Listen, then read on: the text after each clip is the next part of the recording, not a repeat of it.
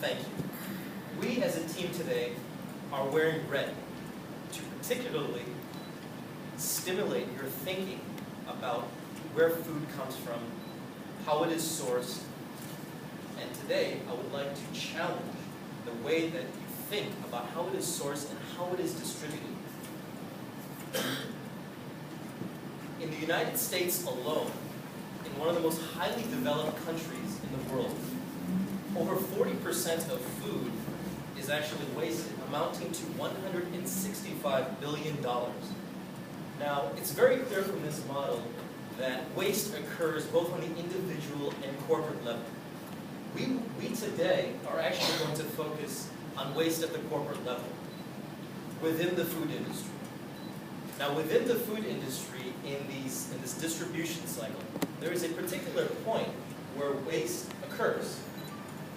We as a team, as a company, are going to monetize and capitalize on this existing waste. Our company, Eat Now, will be collecting short-dated goods, particularly from urban manufacturers, food manufacturers, and retail manufacturers, before they are about to expire, 3 to 6 months before expiring, collecting them into a food bank as it is, and redistributing them, in 3 different ways. Number 1, a physical kiosk. Number 2, a mobile truck which will act as a grocery store. And number 3, we will be empowering and employing 100 sales ambassadors initially in the first year to have a target reach of 500,000 people in an urban environment. Our stated goal at the end of the day is to double the amount of consumption that people on the fringes are consuming. Now let me be very clear about what kind of short-dated goods we are referring to. We're referring specifically to processed and dry foods, no dairy products, no cooked foods, nothing that will rot easily. We at Eat Now represent 6 different things. Let me just hit on 3 very succinctly. Number 1, we're challenging the norm. We understand that waste occurs in the distribution cycle, but we are going to capitalize on this waste. Companies actually factor in this cost of disposal in their business model, and we're actually going to help them save money. Finally, by doing that, we'll increase access to individuals and empower them as well by making them our sales agents in the field. Let me introduce our head of operations to take you through the execution of our plan in an urban environment. Thank you, Ben. Good afternoon, everyone. I am a Filipino, and we are actually bringing Eat Now initiative to my very own home country. Now, as you can see here, in an urban setup, most often than not, we try to ignore the presence of the people who are below the income poverty line. Now, apparently in this situation, and I've seen it, I've experienced it, there's a wide gap between the rich and the poor. This is very much experienced in the way that they actually purchase their food. For the rich, they're very used to actually purchasing in bulk. They have the money to do so, and they think that they're actually saving because they stock it with it. But for the poor, for somebody like Pedro, who earns a minimum wage of $8 a day, tries so hard to actually squeeze everything within that minimum amount of money to pay for rent, allowances, all their utilities. How else can he actually afford to buy in bulk? This person, such as Pedro, lives on a daily basis, consumes food today. Every time they buy it, they consume it on the same day. Now imagine, no matter how hard he tries to actually work, he can only afford to offer his 3 children, Karen, Boy, and Juan, 1 meal a day. I challenge, we in Eat Now, we actually challenge this kind of setup. What if we can actually afford to give more than 1 meal and replicate several Pedros in 1 million of the other people, such hardworking minimum wage earner people, and improve the kind of the quality of life among this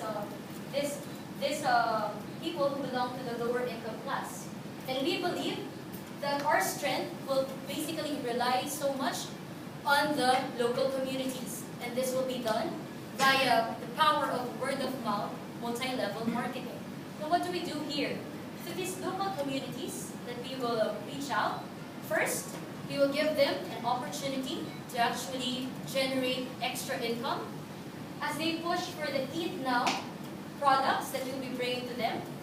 Next off, we will actually empower them, train them to learn new business skills as they start actually sharing the business model with the neighborhood and treating them as partners as they start earning with this kind of business. And lastly, we are actually providing them a new platform where they get an increased access to cheaper goods, more affordable, and now they can stretch that $1 per day budget converted to more meals for their kids. Now my friend here, Ebenezer, will share to us how feasible this project is. Thank you, Christine. So I would like to explain how feasible it now is, how feasible, how profitable, and how easy it is to replicate around the globe. What we are saying is we have a gross margin of 14 cents per item we sell, or 10% of our purchase price, whichever is higher. We estimate that in the first year alone, we would sell 6 million units of short-dated goods. How do we do this? In urban Manila alone, where we'll be starting, we have 1 million people living below the poverty line. We seek to target just 50% of them, that's 500,000 people. And being very conservative and saying these people purchase just one product in a month will generate a demand of 6 million. So why would they buy? We take, for instance, a product that sells for $2. On a worst case scenario where a producer wants to sell to us at cost price because his goods are about to expire, we can actually sell that product to the poor for 37% less than market price. In a best case scenario where someone wants, the company wants to just give it out for free or a little above free so that it doesn't expire in his hands or bear the cost of disposing them of, we can actually sell that product for 93% less the price that is on the market, which means Pedro can actually buy 10 times more of that product with the same salary. How does this translate into profit for us? With a 6 million demand, we estimate a profit, a first year profit of 320,000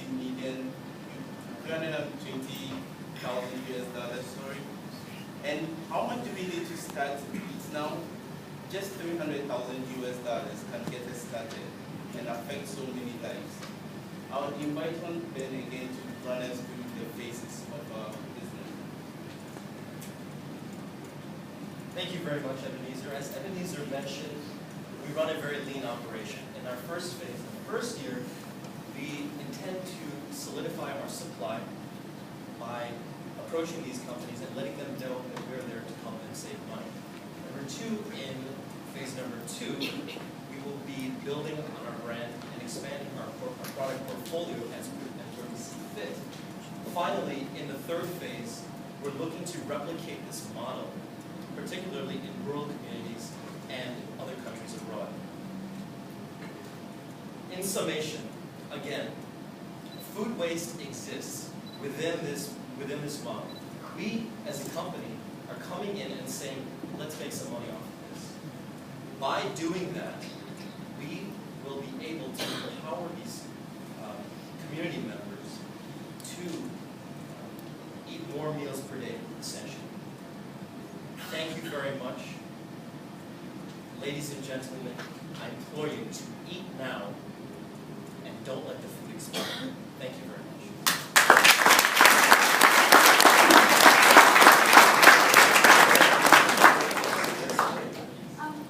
Is there a disconnect when you get the food from the producer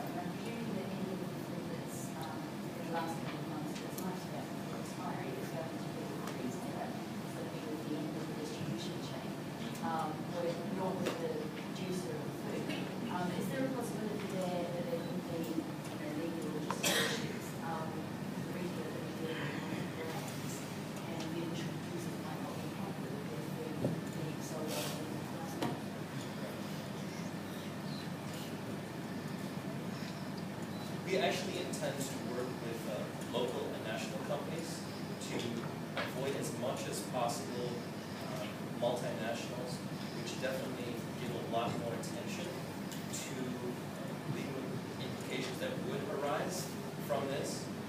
Now, to your point about the legal implications, we've done a fair amount of research on that particular issue, and the only stated thing that needs to be done in the Philippines in particular is put a date of expiry on there.